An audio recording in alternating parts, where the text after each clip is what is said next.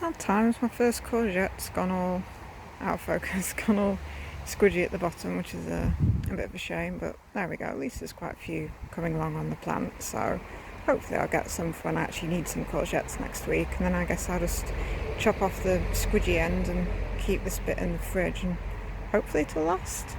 Not well. Hang on there a moment. Is that a little bean? A very out of focus bean? A slightly in focus bean? Tiny wee beans.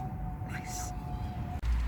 I don't know if it's coming out in this video, but someone has definitely been oozing their way, sliming their way around my grow house, as evidenced by what used to be some coriander. But on the plus side, on the plus hand, other hand, that is quite an, sorry, that's a little chilli. It's not a bad size.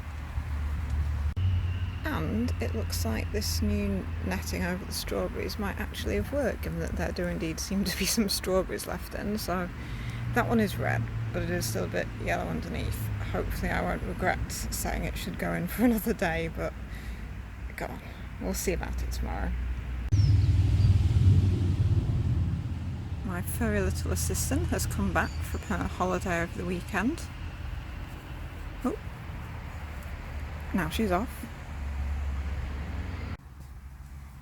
I think it's definitely time for some nice new fleecing on the carrots. This will be doing absolutely nothing against the root fly. Well, that is a nice new bit of fleecing over the carrots, and these are some nice new carrots. Oh dear, well it seems I've got some more, I don't know, I guess this is blossom end rot on the courgettes, and it looks like it also affected the spaghetti squash over there, which is a shame. I think the internet says it's lack of calcium or sort of irregular watering, and it has been pretty warm, so maybe that's why. I mean, I assume that these were starting to rot because they'd got too wet, but I guess that's another thing to look into. On the plus side though, I just turned up and it seems that Tom and or Sylvia or someone else has left me some sweet corn, which is pretty cool. I mean, I was wondering what I was going to sow in this bit of bed egg, given that all the lettuces have well and truly gone to seed now. And yeah, I think if I pop some maybe in a little triangle, the one thing I do know about sowing sweet corn is it's wind pollinated, so it needs to be in a grid, and I guess a grid of 3 is a triangle. So yeah, I'll probably pull a bunch of, I don't know, a bunch of these ones out, maybe at the edge. Those ones are still relatively green, but these ones are all yellow. So I'll pull a bunch of them out, sow them in a triangle, and then head off because it's so warm still. Ugh. Nice.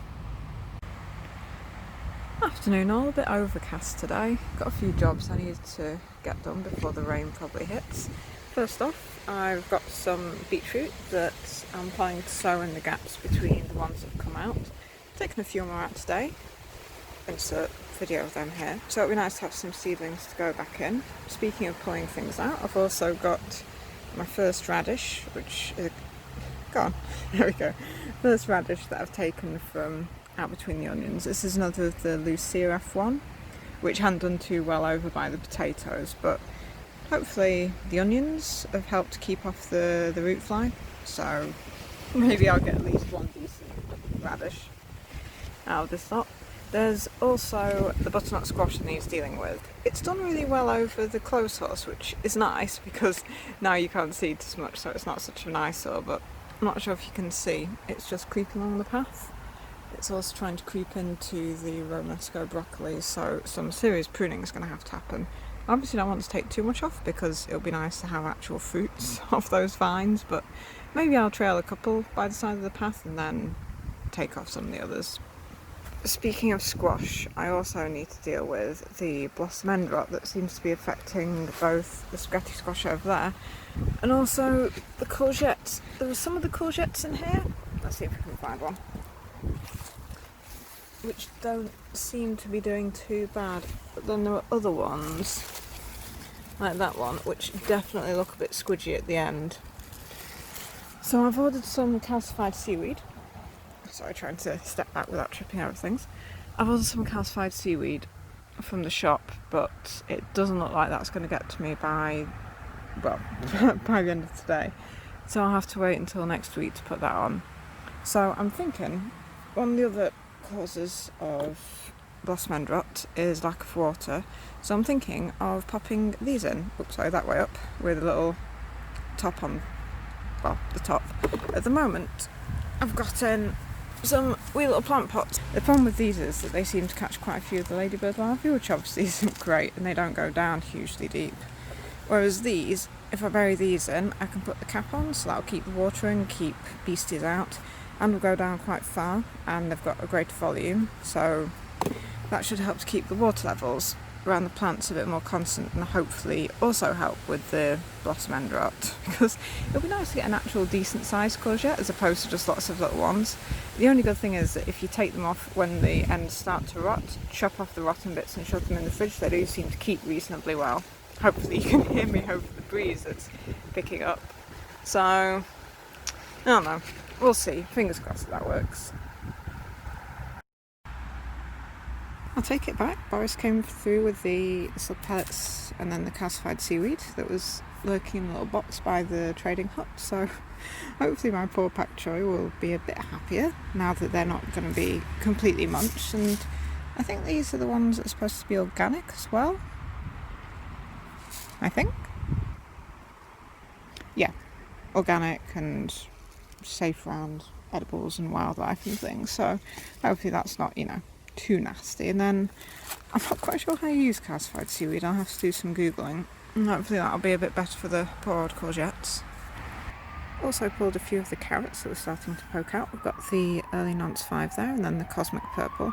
Unfortunately this one has split slightly. I don't know whether it's just a fluke or to do with water, or you might be able to see on the tip of there, it was growing where the middle of the ants, in one of the little ant hills, and that's a nice red one, which I think are the ones that bite. And as you can see, the leaves broke off, so I had to sort of properly shove my fingers down to pull it out, so I'm lucky I didn't get nibbles.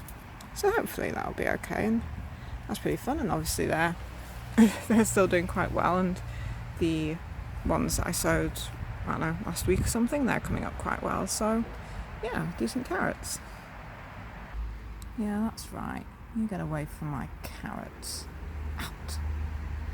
To be honest, I think this is actually better to pop in at the end of the year before planting out, at least what the internet tells me. But hopefully if I just fork in like a small handful underneath each courgette and then the spaghetti squash, that'll stop them from squishing down. I mean, I'll also be popping in some larger water reservoirs, so hopefully that'll do it as well. And I guess then you get the question of which is the thing that actually worked.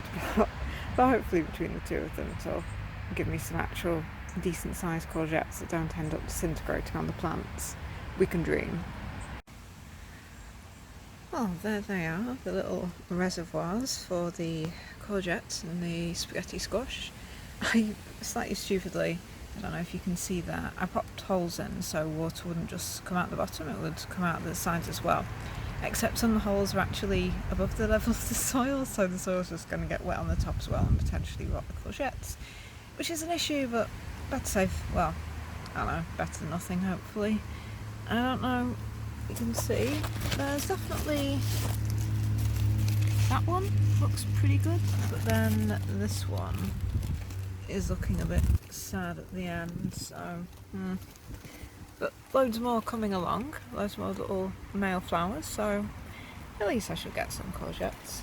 And I've gone and worked in some of the calcified seaweed as well, around the edges of all the plants and at the bottom of the reservoirs, so hopefully if it is calcium they're low on, that should help. I tried redoing the tromboncino when I popped in the reservoir because it was sort of flopping this way over the path, and it's looking a bit worse for wear now. Hopefully it's just because I put it in a slightly dodgy angle and it'll pick up in a few days. I mean, it'll be sad if it's dead because it was doing fairly well. Luckily the one at the other side that you can see poking up, that's more or less going in the right direction.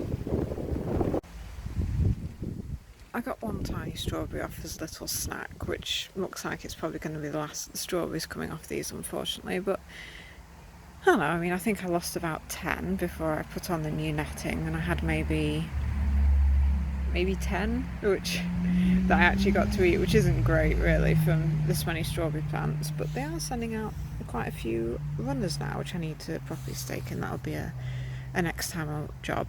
So at least hopefully I'll have a decent number of strawberry plants for next year, and then hopefully a decent number of actual strawberries. Popped in some more beetroot seedlings that I started off on my balcony. They're the ones that begin with C. I'll pop it on the screen now. They're looking a little bit floppy at the moment, but so did all of these originally, and they've picked up quite well, so hopefully they will too. Finally, on the dwarf squash, there is some life. I've tried growing them inside and they just will not work, so at least something's there now. I'm very confused as to why this raspberry seems to be about to flower, or trying to flower, because these are summer fruiting, and I assumed that given that I only got them this year, they wouldn't do anything till next year. I mean, I'm not complaining if I do get some fruits, but slightly unexpected.